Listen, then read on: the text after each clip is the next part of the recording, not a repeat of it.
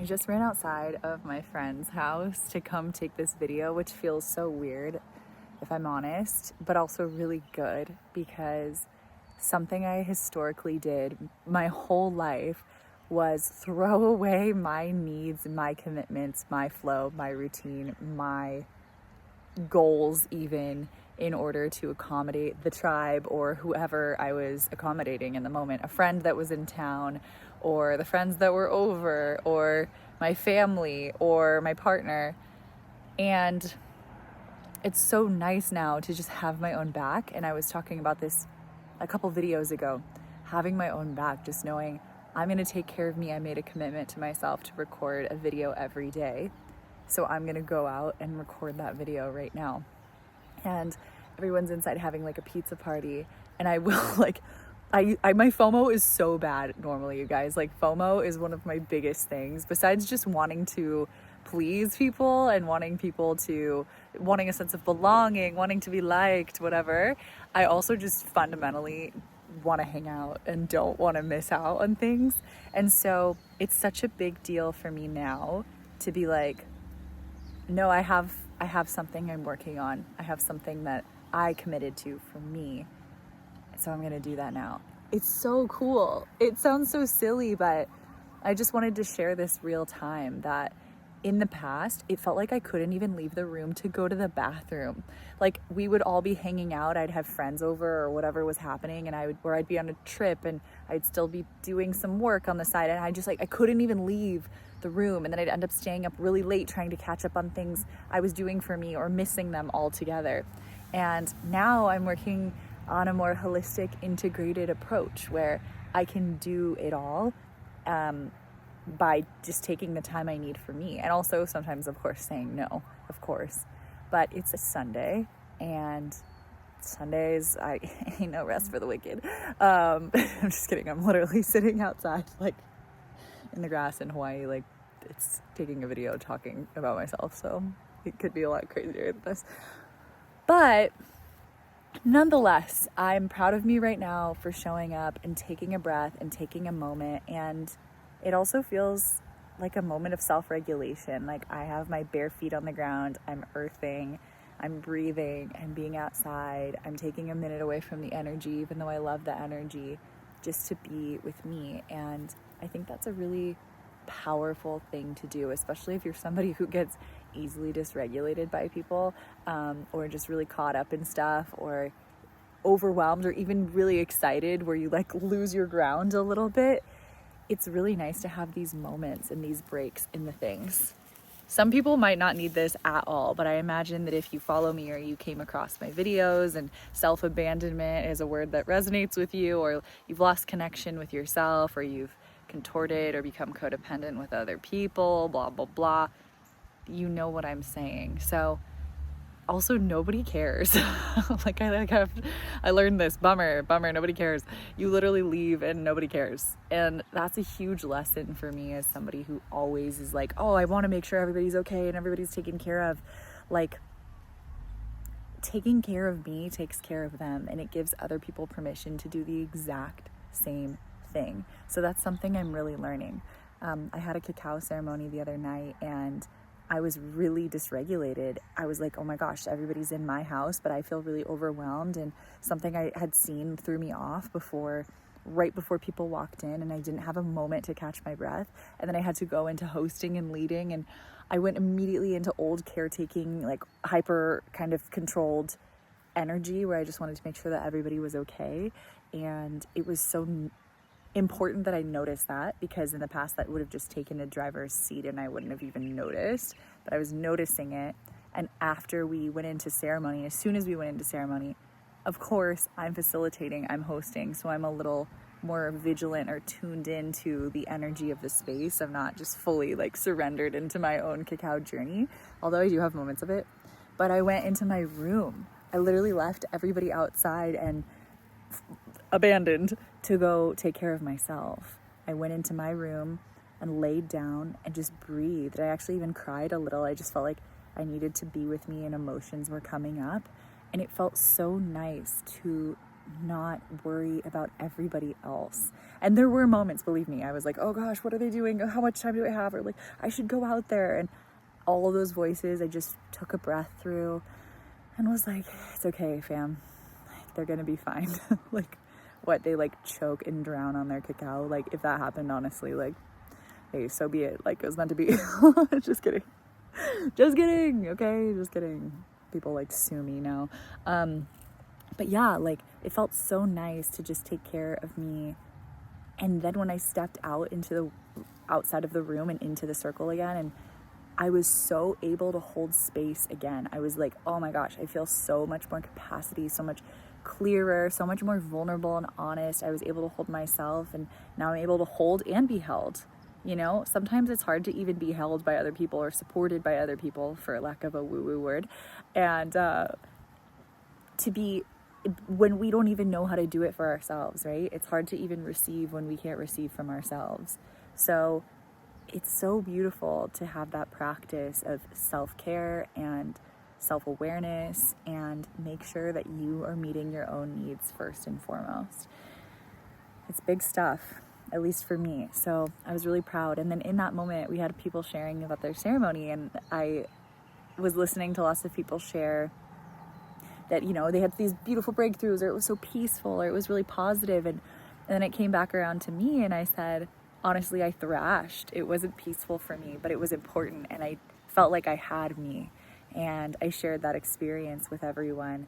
And then like 3 people popped up that hadn't shared yet, that kind of seemed like they were feeling, maybe they were comparing their journey to others or whatever. And they were like, oh, thank God you said that. Like, I had a lot of resistance to this, or I was really struggling to be present, or, you know, like this challenging stuff came up. And it was just so cool. I was like, I love that I got to be the person to share that first and break through and give them permission. So once again, your authenticity gives people permission to be authentic too.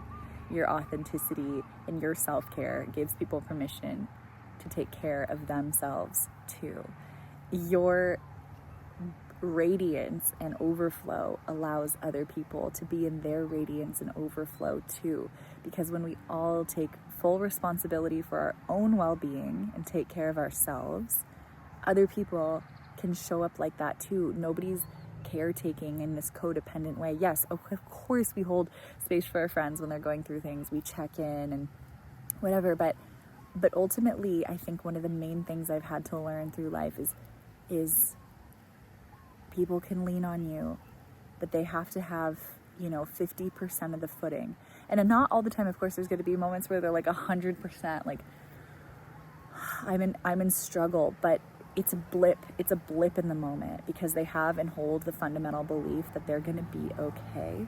And you reinforce that, but they're able to reinforce that for themselves too. We're all going to have moments where it's black, it's bad, it's black. But we all have to be able to hold ourselves to the standard that we will crawl up and out, and we will be okay, that we don't need to be rescued, that we've got us, and that the people around us we can lean on for support 100, not with a full body limpness. Sometimes, yes, again, you can collapse into somebody, but always be able to gently and with their love lift yourself back up. I know that sounds radical for a lot of people, but nobody should be pulling anybody completely out of the well, Like, you gotta take care of you too. I let myself be seen in that space. I let myself be held in that space, and I took care of me too. That's why I just really believe it's like 50-50 for the most part. Not every day is that even, but if you're going through it in life, you gotta be able to take some time for you. You got to be able to pour into your own cup. You got to get up and do the meditation, or do the tapping, or go on that walk, or nourish your body, or and reach out for help too. Like, all of it is welcome, but make sure you're taking care of you too. Yeah. So, full responsibility for your own well-being. What does that actually mean? That means nobody's a victim anymore. Nobody's letting life happen to them. They are fully committed to being here. They are giving life, we have to understand that we give life permission to happen to us. And when things do happen out of our control, it's happening for us. I mean, life is for us. Nobody's a victim. Life is for us. It's for you. It's meant for you to grow and nourish and reconsider and love yourself and get a little stronger and transmute things and take care of you. Learn to really take care of you. Again, that doesn't mean you don't lean on other people for help. That doesn't mean you don't get vulnerable. That doesn't mean you don't ask for support. That doesn't mean you won't have moments where you're truly blind and don't see the light. Like, that's okay. That's life. But have your own back in the process. Yeah. And there's the hyper responsibles, and then there's like the full blown like victim extremes, right? But in some ways they kind of meet together in the middle. And in some ways I have been both. I mean, I have been both in my life. I've been somebody who's like, everything's happening to me. And I've been somebody who's like, I got me, nobody needs to help me. It's fine. I've got it all. But then when you're like, I've got it all, you're kind of the first one to like complain, at least inside. You're constantly in your own victim loop in your head. Like, oh, this is too much. You're like, I can't. And oh my God, like, you know, it's a lot on you, and it's because you're not letting that be dispersed throughout you and with other people. Like, we are meant to lean on our people, but we're also meant to lean on ourselves. It's finding that balance. And that's something I feel pretty good about now, but I'm still learning to put into words exactly what that is. But I do feel like, just in terms of my friendships, I want to feel like they've got them. I want to feel like they've got them too. It's not just all on me. It's not just all on their people. They've got them. If I wasn't there, it would be hard and they would still need people, but they've got them. I need that in a friendship. I also need that in myself, you know? So I finally am there, and I'm finally sharing, finally leaning in. I'm finally taking care of me, even with all my beautiful friends in this place, because I have a commitment to me. And that is the most important thing, is putting yourself first. I know it sounds selfish. I know it sounds weird. I know it sounds crazy. I know it sounds whatever, but I promise you, when I walk back in the room, nobody's gonna give a fuck that I left. And that's beautiful. And I will feel good that I took this time for me to honor a commitment that I made for myself. So yeah, thanks for being a witness to that. I hope it inspires you to do the same. And you are loved. Love yourself. It sounds so tacky, but seriously, you are loved. Love yourself. Love yourself for abundance of love, because you set the baseline for everything else. That's what this tattoo is. Aloha, self-reflective love. When we can love us fully, holistically, throughout every dimension of self, we can receive that back in the world. It's a mirror. And everything is so much more beautiful as it is. And so it is. Thank you for listening. Subscribe if you aren't already. Come along for my journey of not self-abandoning and living my most lit and luscious and aligned life.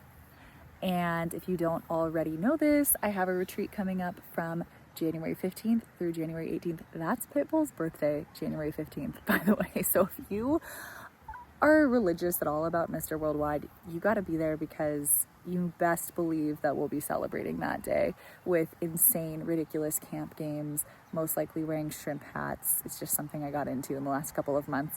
And being free and fun and silly and playful. I'm having Laura Juergens, who is my personal sex, love, and intimacy coach alongside me in all these areas that I think are so core to wellness that we don't really talk about, that aren't in my exact expertise wheelhouse, but I will share my personal stuff. She's sharing it. It's all for women who are ready to really, really level up, love themselves, come home to their authentic joy. So check the link below to find out more about that retreat. We have 2 more rooms in the house. So get there if you're ready to take it up to a new level. It's on Maui. It's going to be so lit and luscious, obviously, duh.